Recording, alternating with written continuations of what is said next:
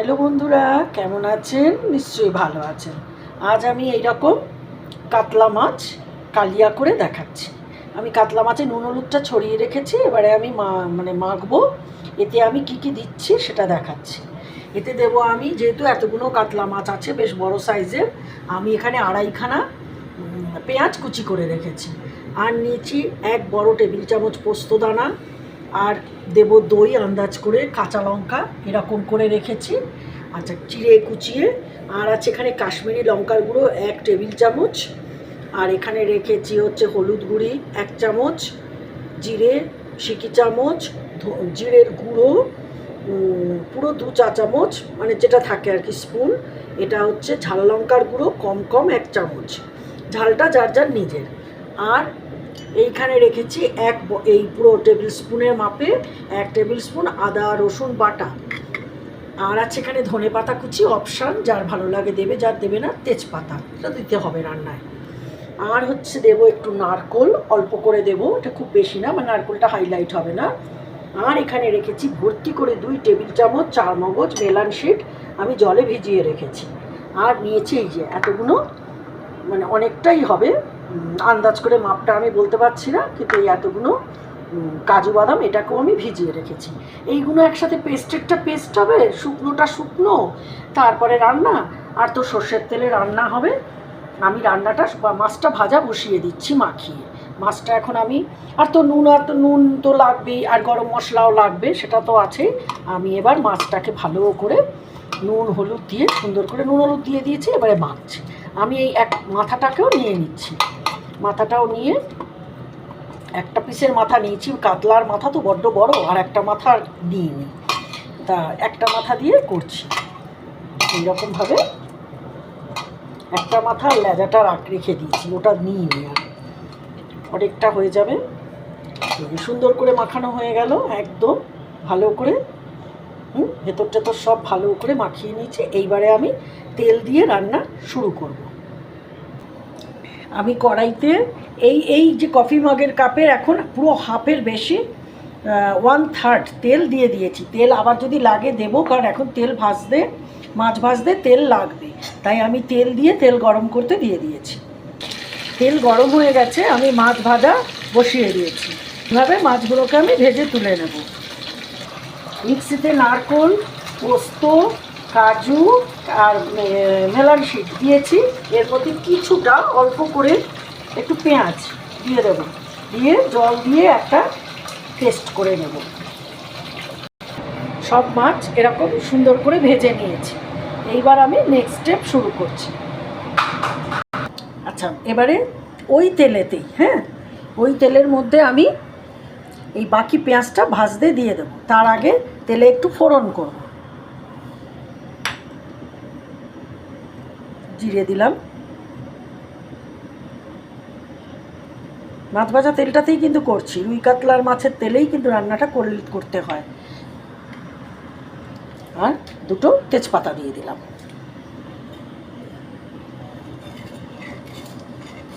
এবারে জিরেটা একটু চিটচিট করতে আরম্ভ করলে পেঁয়াজটা আমি দিয়ে দেবো ভাজতে।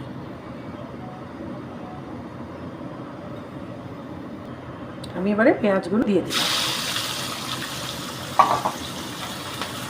পেঁয়াজটাকে একটু ভাজবো।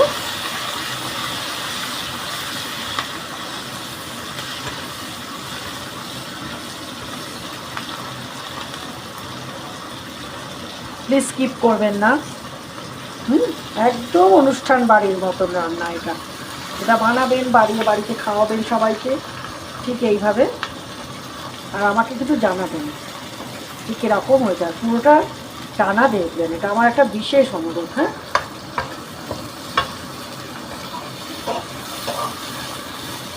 পাশে থাকবেন, একটু উৎসাহ দেবেন, কমেন্ট করলে উৎসাহিত হই, বুঝতে পারি কীরকম লাগছে, ভালো মন্দ সবটাই। পেঁয়াজ বেশ ভালো করে ভাজা হয়ে আসছে, এই সময় আমি আদা রসুনের বাটাটা দিয়ে দিলাম, দিয়ে এটাকেও একটু কষাবো।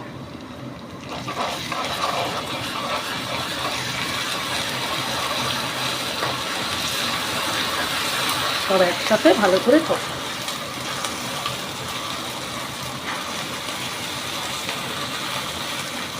রসুন আদার গন্ধটা একটু কাটাতে হবে, তাই জন্য একটু কষাতে হবেই।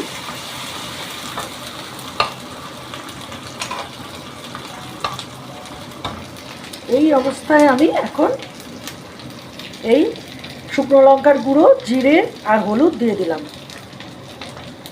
একটুখানি শুকনো মশলার ওপরে জল দিলাম। এবার কষাবো ভালো করে, একটুখানি সময় ধরে এটাকে আমি এখন কষাবো। কষানোটা না খুব ইম্পর্ট্যান্ট, কালারটা ভালো আসে, মশলাটা মিশেও যায় বেশ ভালো। এই ধরনের রান্নায় মশলা কষিয়েই রান্না করতে হয়। আর একটু জল দেব, দিয়ে আঁচটাকে আমি এবারে একটু মাঝারি করে দিলাম, হাইতে ছিল, হ্যাঁ, একটু নাবিয়ে দিলাম আঁচটা, নাবিয়ে এবারে আমি কষছি, একটু মিনিট খানেক কষবো, মিনিট দেড়।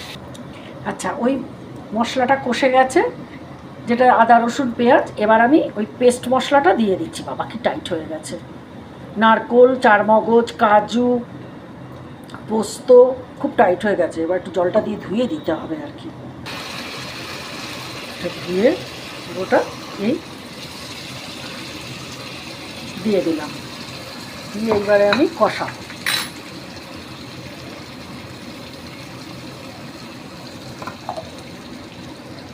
আঁচটা একটু বাড়িয়ে দিলাম, কমিয়ে রেখেছিলাম।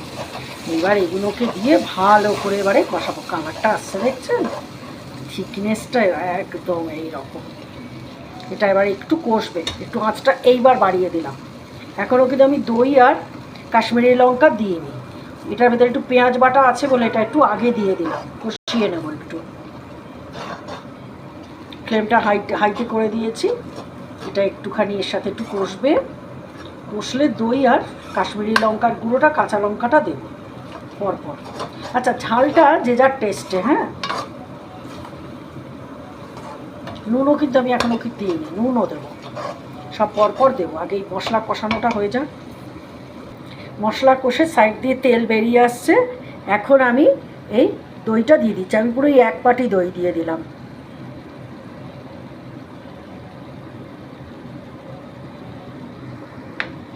এইবার ওই কাশ্মীরি লঙ্কার গুঁড়োটা দিয়ে দিলাম, দিয়ে ভালো করে এটাকে এবারে এর সাথে মিশিয়ে দেব। আঁচ কিন্তু একদম কমিয়ে রেখেছি, হ্যাঁ, দই দিলাম তো ওই জন্য।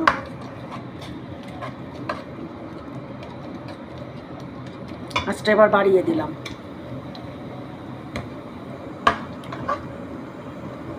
মিশে যাক এর সাথে ভালো করে।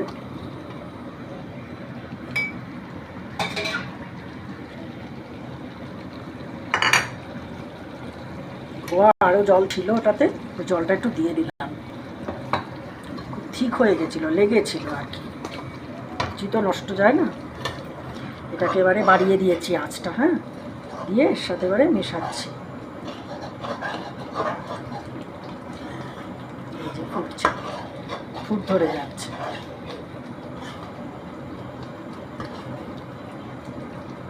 এইবার আমি এর ভেতরে গরম জল দেব। ফুটে উঠছে, গরম জল দেবো, নুন দেবো, মাছ ছেড়ে দেবো।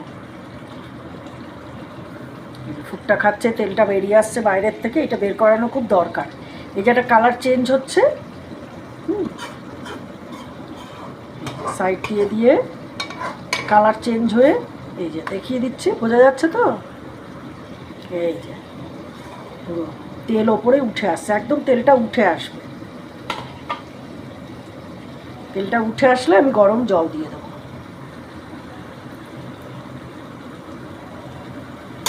তলাটা একটু নেড়ে দেবো, বাদাম আছে, ধরে যাওয়ার সম্ভাবনা থাকবে, একটু ঢেড়ে দেবো। এই যে পাশ দিয়ে দিয়ে কি সুন্দর কালার চেঞ্জ করে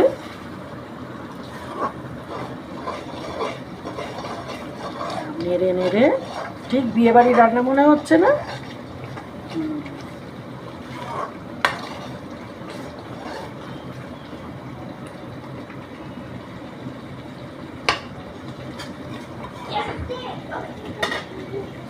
একদম তেল ভেসে উঠেছে ওপরে। আমি এখন এই গরম করে রাখা জল দিয়ে দিচ্ছি।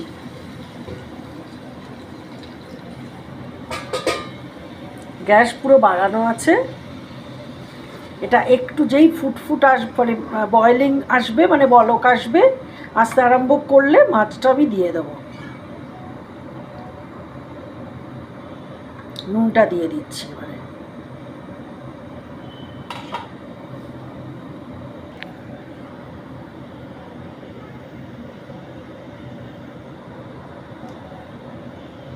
চামচ এখন দিয়ে দিলাম এই চামচের মাপে। তারপরে নামানোর আগে এটা তো একটুখানি গামাখা কালিয়া মতন হবে, তখন দেখে আবার দিয়ে দেবো। এখন জলে এটা এখন ফুটটা ভালো করে খাক। আচ্ছা, ঝোল ফুটে উঠেছে। এখন আমি এই যে কুচনো ফাটানো মিশিয়ে যে কাঁচা লঙ্কাটা আছে, আমি এটা দিয়ে দিলাম। আর একটু নুন দেবো, আমার মনে হচ্ছে নুন একটু কম হতে পারে, আমি আর একটু নুনও দিয়ে দিলাম। এইবার আমি মাছ ছেড়ে দেবো এক এক করে।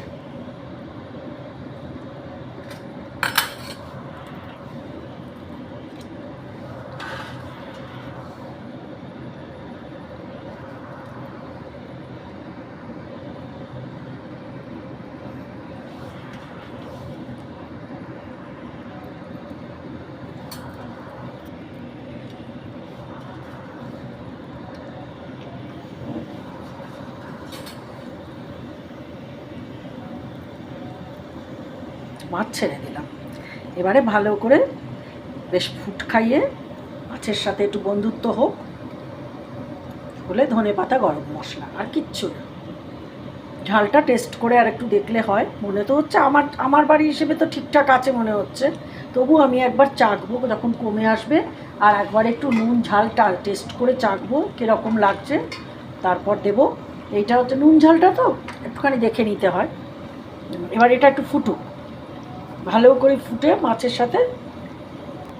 ঝোল যখন ফুটে উঠেছে, যেহেতু এটা কালিয়া আর বিশেষ করে দই পড়েছে, বাদাম পড়েছে, এই যে এই ছোটো চামচে এইরকম আন্দাজ করে চিনি দিয়ে দিলাম দইয়ের ব্যালেন্সটা হবার জন্য। ঝোল এখন ফুটছে, এখন আমি আরও কয়েকটা কাঁচা লঙ্কা দিয়ে দিচ্ছি ফাটিয়ে। আপনারা চাইলে শুকনো লঙ্কা দিয়েও ঝালটা বাড়িয়ে দিতে পারেন।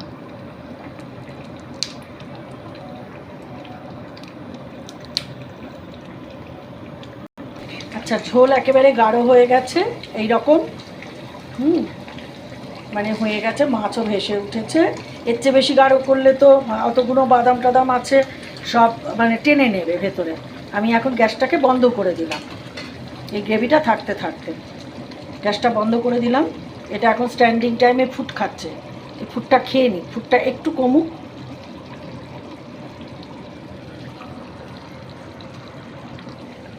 আমি এখন এই গরম মশলার গুঁড়ো এর ওপরে ছড়িয়ে দিচ্ছি।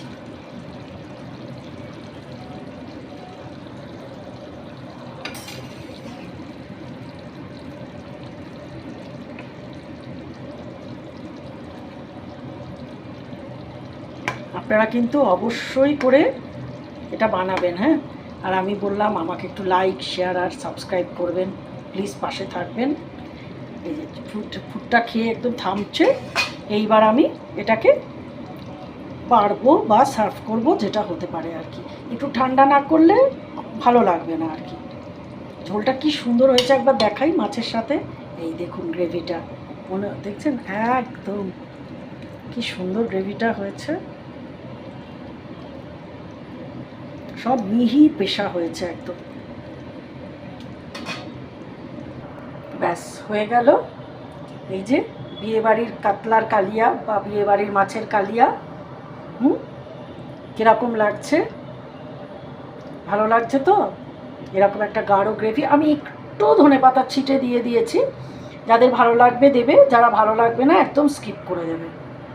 সুন্দর লাগছে, কাছ থেকে দেখাচ্ছি। আপনারা খুব ভালো থাকবেন, হ্যাঁ, বানাবেন, খাবেন, খাওয়াবেন। আজ আমি আসি।